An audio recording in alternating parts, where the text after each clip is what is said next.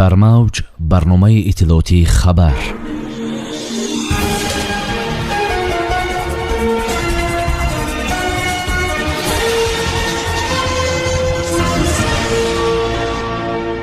доду гирифти пул нақдист. Президенти ҷумҳурии Тоҷикистон муҳтарам Эмомалӣ Раҳмон яке аз сабабҳои коррупсияро гуфт. паёми шабнами Сурайё ба мардуми Афғонистон. дар вилояти Суғ таъмири роҳи Зафаробод Бекобод то сарҳади Ӯзбекистон оғоз ёфт. агар метавонӣ биё, Аҳмад Масъуд Ғаниро ба Паншер хонд. Путин: муҳим он аст ки ҷангҷӯён ҳамчун паноҳҷӯ ба Осиёи марказӣ ворид нашаванд.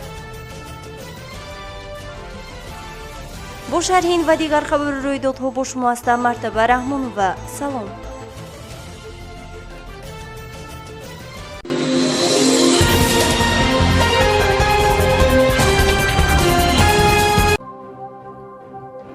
раис ҷумҳурии Тоҷикистон нигаронӣ кард, ки санадҳои меъёри ҳуқуқӣ дар самти ҳисоббаробаркуниҳои ғайринақдӣ риоя намешаванд. президенти ҷумҳурии Тоҷикистон муҳтарам Эмомалӣ Раҳмон таъкид намуд, ки то имрӯз мубодилаи маълумот дар байни вазорату идораҳо дар шакли электронӣ васеъ роҳандозӣ нашудааст.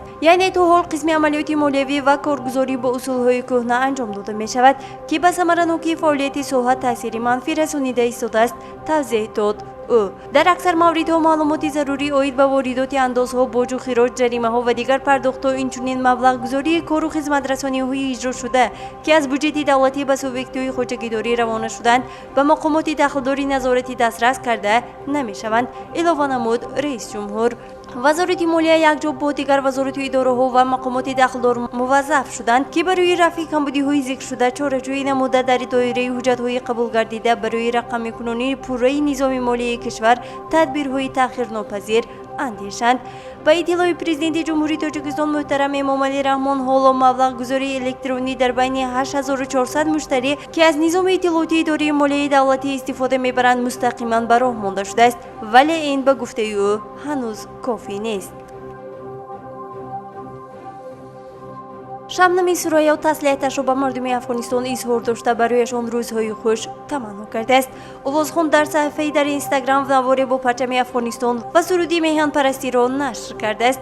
шабнам дар шарҳи навор аз худо барои афғонистониҳо сулҳу сафо хоста, бо таъкиди он ки ҳамашонро сахт дӯст медорад, илова намудааст, ки дар ғаму хушиашон шарик аст. шабнами Сурайё овозхони тоҷикест, ки дар Афғонистон низ аз маҳбубият бархурдор мебошад.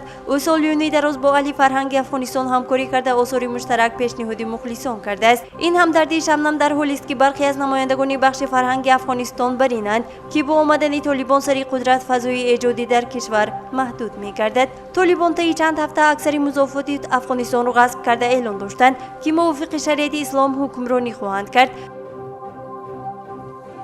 бинобар иттилои дафтари матбуотии мақомоти вилояти Суғ дар доираи корҳои ободонию созандагӣ мунфашкунии 5 километр роҳи автомобилгарди Зафаробод Бекобод то сарҳади ҷумҳурии Ӯзбекистон оғоз ёфт.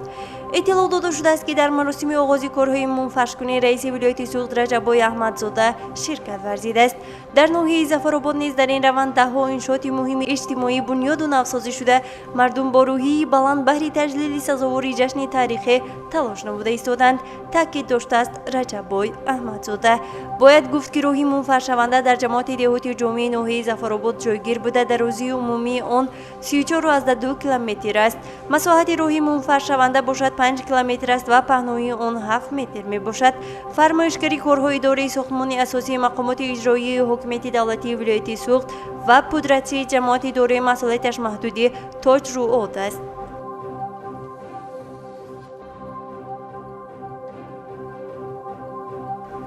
احمد مسعود راهبر مقاومت ملی افغانستان از اشرف غنی پرزیدنت فروری افغانستان خواسته است که به در پنجشیر آید. یکی از مشاوران او در تایید این خبر به سپوتنیک تاجیکستان گفت در حال حاضر در افغانستان فقط احمد مسعود مدعی این است و این پیام را می‌دهد که ما داوطلبانه قدرت را به طالبان تسلیم نکرده ایم. این یک گروه اشغالگر، غاصب و مزدور و آلات دست بیگانه است. ما یک تیم انتخابی و مردمی بودیم. با یک انتخابات نیمبند به صحنه آمده بودیم. هنوز مشروعیت سیاسی از ما خواست و به غصب قدرت راضی نیستیم. قبلا امرالله صالح معاون اولی پرزیدنت اشرف غنی احمدزی از وادی پنجشیر اعلام کرده بود که طبق سرقانون فعلی افغانستان در حال مریضی، فرار و یا مرگ پرزیدنت وکالت و مسئولیت‌های او به معاون اول می‌گذرد و از بس که اشرف غنی به خارج کشور فرار کرده است، او سرپرست یا اجرا کننده وظیفه‌های او خواهد بود. در همین حال مشاور احمد مسعود گفت امرالله صالح معاون اولی رئیس جمهور است، اما تحت فرمان حاجی احمدی مسعود کار می‌کند. اگر تشکیلات یا کابینه نو در آینده جور شود از سوی احمدی مسعود خواهد شد. معنا و مفهوم اعلان امرالله صالح این است. معنایش این نیست که اینجا یک حکومت دیگر جور می‌کنند. حکومت آینده را حاجی احمدی مسعود تعیین می‌کند، زیرا تنها او با حمایت از نظام در صحنه مانده است. رئیس جمهوری آینده افغانستان نیز باید طبق قانون از راه انتخابات انتخاب شود، گفت او. در 2 ماه گذشته طالبان موفق شده 33 ولایت افغانستان را تحت تصرف خود درآورده نظام امارتی اسلامی افغانستان را اعلام کردند. تنها ولایتی که باقی مانده از نظام جمهوری اسلامی افغانستان حمایت می‌کند پنجشیر است. پرزیدنت روسیه ولادیمیر پوتین با صدر اعظم آلمان انگلا مرکل گفت و شنید کرد. یکی از موضوعهای کلیدی مذاکرات دو راهبر وضع افغانستان بود. در یک نشست مطبوعاتی پس از ملاقات راهبر روسیه قید کرد که وضعیت طوری باید به نظر گرفته شود که طالبان قریب تمام افغانستان را تحت نظارت خود گرفتند. پوتین افزود که پیشگیری ورود تروریستان به کشورهای همسایه افغانستان از جمله زیر نقاب پناهندگان مهم. همچنین رئیس جمهوری روسیه اظهار امیدواری کرد که طالبان به وعده‌های خود ایفا می‌کنند و امنیت شهروندان خارجی را در افغانستان تامین خواهند کرد. در نوبت خود صدر اعظم آلمان اشغال قدرت در افغانستان را از سوی طالبان یک لحظه راه افتاده توصیف کرد. مرکل افزود که وی از روسیه خواهش کرده است که در مذاکرات با طالبان به مسئله‌های کمک بشردوستانه توجه کند. شنوندگان عزیز، همینجا رسیدیم به فرجام برنامه اطلاعاتی خبر. تا برنامه‌های دیگر تن صحت و پیروز باشید. خیر. برنامه اطلاعاتی خبر از رویدادهای تاجیکستان، منطقه و جهان آگاه باش.